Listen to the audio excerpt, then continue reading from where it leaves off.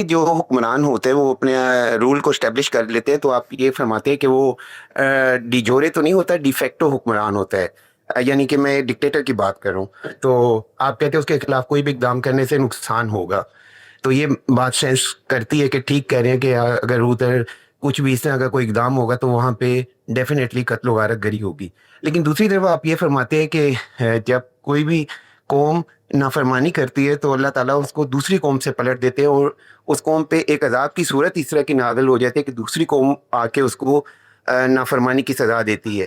اور اس کا دوسرا پارٹ یہ ہے کہ غامدی صاحب کہ جب رسول کی بعثت ہو جاتی ہے تو جب وہاں پہ بھی ایسے معلوم ہوتا ہے کہ چوک ہو گیا پوائنٹ، یعنی وہ اپنے آپ کو آٹو ریکریکٹ نہیں کر سکتا، لہٰذا وہاں پہ بھی ایک ری سٹارٹ لینے کی ضرورت پیش آتی ہے اور ایک نئی دنیا آباد کرنے کی ضرورت پیش آتی ہے. تو یہ جب تمام چیزوں کو ملا کر دیکھا جائے تو آپ مجھے اس کو بتا سکتے ہیں کہ پھر کیسے ایک ڈکٹیٹر کی جو ہے اس کو کیسے مطلب اس کو ختم کیا جا سکتا ہے، جیسے کہ ہمیں نظر آتا ہے اس وقت ریئل ورلڈ میں نارتھ کوریا، چائنا، مطلب وہاں پہ کوئی ایسا مطلب سبب ہی نہیں نظر آتا کہ وہاں پہ وہاں کی عوام کسی بھی ٹائم پہ اس رول کو ختم کر سکے. تھینک یو سو مچ. میرے بھائی، جب عام آدمی سوال کرتا ہے تو عام آدمی کے لحاظ سے جواب دیا جائے گا. عام آدمی کھاتا ہے، پیتا ہے، کماتا ہے، اپنے بچے پالتا ہے. کس کے پاس اتنا وقت ہوتا ہے کہ وہ نکلے اور نکل کر دنیا کی بڑی طاقتوں سے ٹکرا جائے؟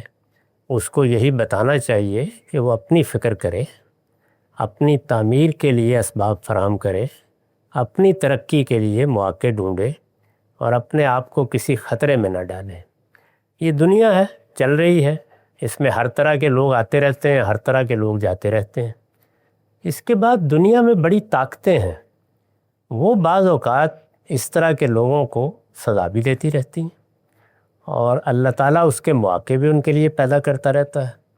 اس وقت ہی دیکھ لیجئے، دنیا میں 2 جگہوں پر باقاعدہ جنگ ہو رہی ہے. اس جنگ کے اثرات بھی ہم دیکھ رہے ہیں. بڑی بڑی طاقتیں بھی جب سزا دینے کے لیے نکلتی ہیں تو ظاہر ہے کہ آگے اگر کوئی آمر ہے یا آمریت ہے یا کوئی باقاعدہ ریاست ہے تو وہ خاموشی سے ان کے سامنے ہتھیار تو نہیں ڈال دے گی. جنگ ہوگی، لوگ مریں گے، اس میں قتل و غارت گری ہوگی. تو یہ ساری چیزیں ہوں گی جتنی بھی ہیں، ان کے بارے میں توجہ دلائی جاتی ہے کہ اس دنیا میں سیاسی حالات وہ ہماری مرضی کے مطابق ہمیشہ نہیں رہتے. انسان کو دیکھنا چاہیے اس کی حیثیت کیا ہے، اس کے حالات کیا ہیں، ان میں وہ کیا کر سکتا ہے. لیکن وہ جو کچھ بھی کرے یہ کوئی بچوں کا کھیل نہیں ہے، اس میں اس کو ذمہ داری کے احساس کے ساتھ اقدام کرنا چاہیے. میں نے یہ عرض کیا ہے کہ ہمارے دین نے تو صرف یہ پابندی عائد کی ہے کہ اپنی استطاعت کی حد تک امر بالمعروف اور نہی عن المنکر کرتے رہو.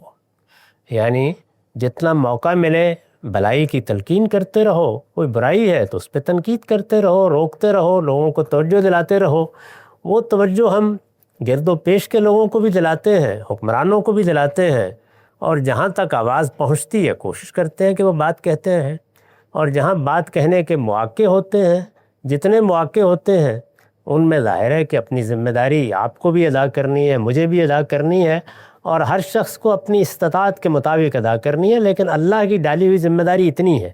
اب آپ کو اگر شوق پیدا ہو گیا ہے کہ آپ کسی آمریت کا تختہ الٹنے کے لیے اٹھ رہے ہیں، مثلا اس وقت چین میں ایک بدترین آمریت قائم ہے. اگر آمریت کے لحاظ سے دیکھیں، ان کی اپنی قوم کے لیے ترقی کے مواقع پیدا ہوئے ہیں. چین ایک بڑی طاقت بنا ہے، وہ ایک الگ چیز ہے، لیکن ہے تو آمریت.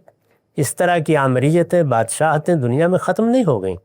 ان میں آپ اگر کوئی حوصلہ کرنا چاہتے ہیں تو ضرور کریں. ہم جیسے لوگ تو صرف یہ بتائیں گے کہ جو حوصلہ آپ کرنے جا رہے ہیں اس کے کچھ نتائج نکلیں گے. وہ نتائج آپ کے لیے بھی نکلیں گے اور ان لوگوں کے لیے بھی نکلیں گے جن کو آپ گمراہ کریں گے. اس نتیجے کو سامنے رکھ کے جو اقدام کرنا ہے کیجیے.